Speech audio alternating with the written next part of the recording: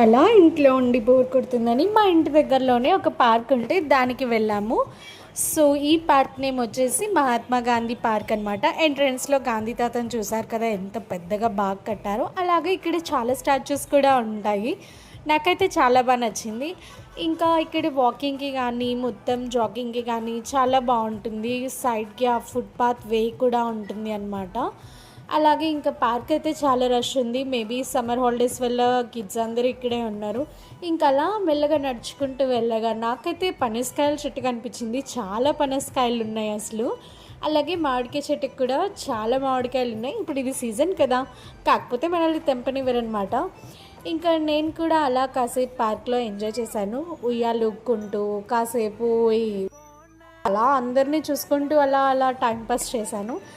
So ఇంకా మొత్తానికైతే చాలా ఈవినింగ్ అయిపోయింది. ఫుల్ దోమలు కుట్టేస్తున్నాయి. ఇంకా రిటర్న్ అయిపోయాం. మీకు కనుక నా వీడియో నచ్చినట్టు అయితే like, share and subscribe. Thank you.